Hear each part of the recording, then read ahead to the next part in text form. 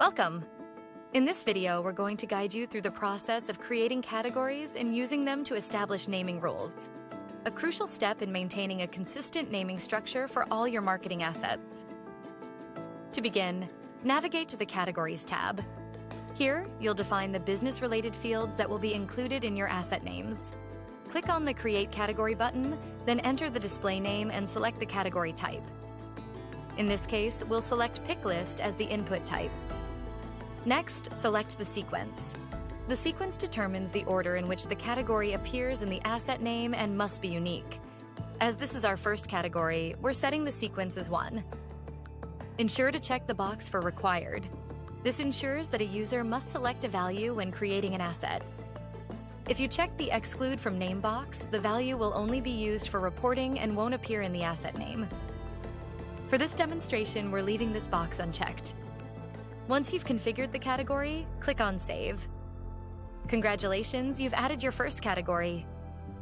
Now, let's create a second category, which we'll name Region and select its type as Picklist. We'll set the sequence as Second.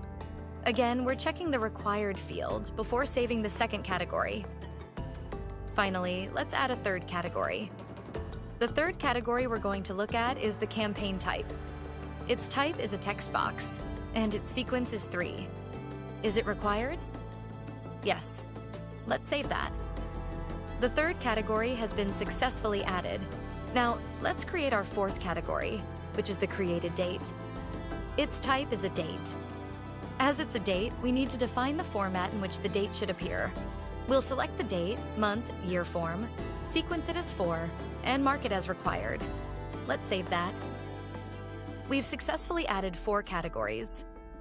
As our channel and region categories are of the picklist type, we need to configure them. Go to Actions and click on Maintain Picklist. You'll see 2 options: Create New Picklist and Upload CSV file. In the Create New Picklist, we need to add the values for the picklist manually. Let's see how we can do this. For the initial picklist option, we will designate the display name as Campaign with the corresponding values set to CMP. If the default checkbox is checked, the campaign will be automatically selected as the default value for the category channel. Click on Save to save the picklist option. This is our first picklist value. We also have another option: Upload a CSV file. This is helpful when we want to add multiple values at once. We can select the CSV file and choose the option to append or overwrite.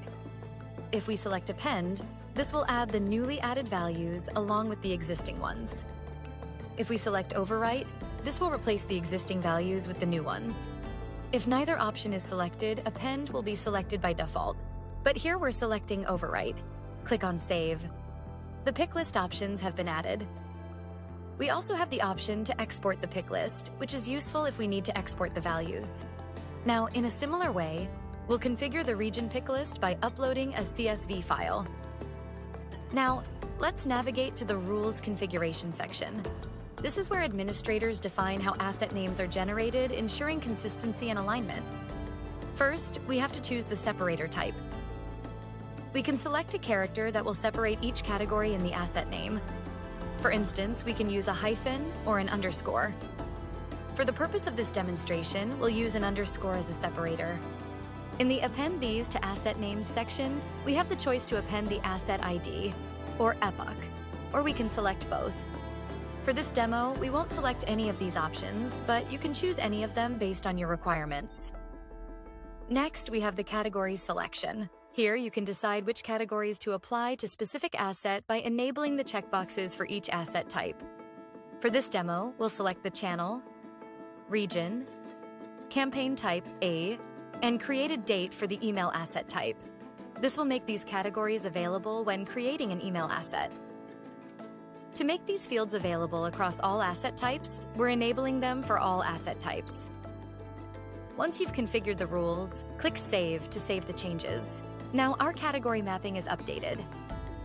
For this demo, we've added only 4 categories, but you can add more categories based on your needs and make them available for all the required asset types.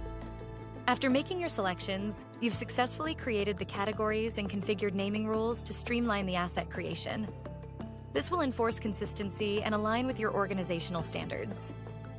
Thank you for watching.